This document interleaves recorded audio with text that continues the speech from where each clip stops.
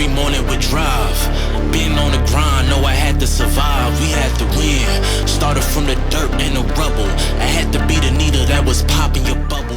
Hello and welcome into the Rookie Prospect Profile Series. This is a Zilla Fantasy Elite production. Today we're going to be looking at wide receiver Louis Rees-Zammit. In the wide receiver machine learning models, starting to get into these undrafted free agents. So are these guys going to make our fantasy rosters? Well, our machine learning models hold the answers. Stay tuned for their verdict.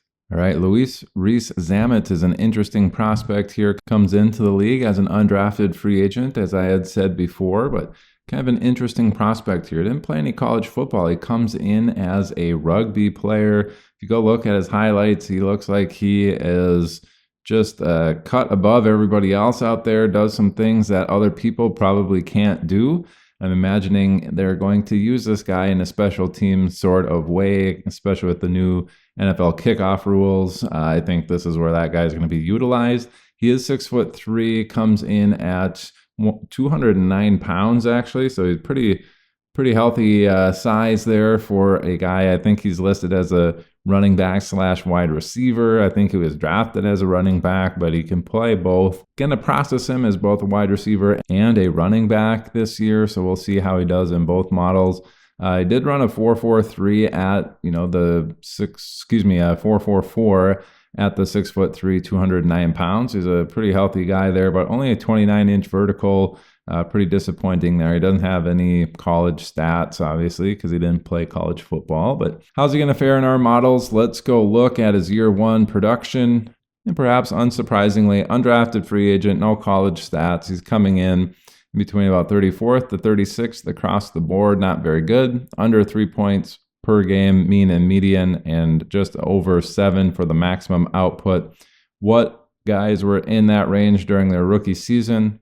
These wide receivers were all between 2.8 and 3 fantasy points per game. Jaron Brown, Velus Jones, Dwayne Eskridge, David Bell, Roger Lewis, DJ Chark, Tyler Johnson, Van Jefferson, Kyle Phillips, Travis Rudolph, Robert Herron, Dontia Dye, and Quinton Patton. Really, the DJ Chark's the only one in that range who did anything in their careers. How about that maximum, just above 7? These guys are all between 6.9 and 7.2. Steven Sims, Dante Moncrief, MVS, KJ Hamler, Alec Pierce, Mecole Hardman, Paul Turner, Marquise Lee, and at 7.2 we have Devontae Adams in that range during his rookie season. Let's go look at year two, see if we can start building out a particular profile for this guy. Actually, we see him take a little step back. Now he's at 2.5 fantasy points per game, 39th ranked out of 41 prospects. And 40th ranked maximum output at 6.93. Just doesn't like this guy's profile at all. Let's go look at those historical comps. Which guys in the last 11 draft classes who reached year two had about 2.5 fantasy point per game season in that second year. All these guys between 2.4 and 2.6. Mike Thomas, Kendall Hinton, Amari Rogers, Quinton Patton, JJ Arthega-Whiteside, James Prochet, Jaden Mickens, and Cody Latimer. 6.93, you'd probably be pretty disappointed, and that is if he hits his maximum ceiling. In that particular range, we have Brian Edwards, Quez Watkins, Khalil Shakir, Russell Gage, Traquan Smith. Not a super exciting list of players, all in that range. Hopefully we see a little bit of an improvement going into year three, but this guy is a rugby player. Not a ton of stats going in there.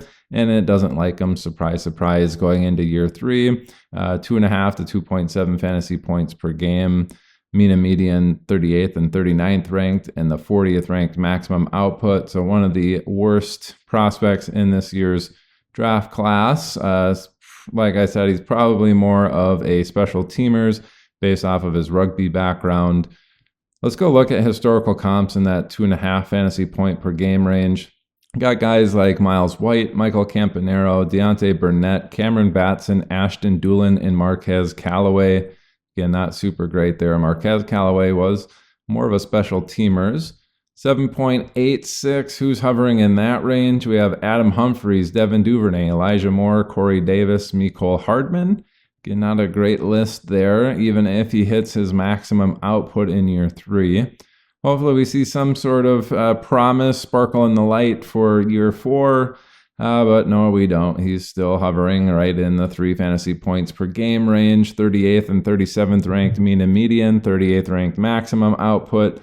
Just not a good profile here, somebody that you can probably ignore and expect to see back on the pitch for rugby in the near future. I'd highly doubt this guy makes it in the NFL to year 4, but of the guys who did make it to year 4 and played, the people in that range, Cody Core, Freddie Martino, Anthony Thomas, Malik Turner, Laquan Treadwell, N'Keal Harry.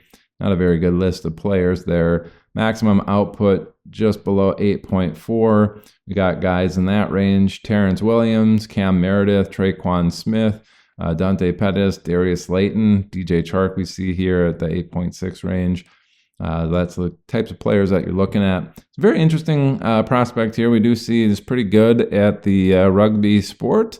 If you go look at his highlights, they're pretty intriguing there, but doesn't look like that's going to convert into NFL talent based off of machine learning profile here. So that's going to do it for today's rookie prospect profile on Louis Rees-Zammit. This is presented by Zilla Fantasy Elite. Thanks for tuning in. Bye.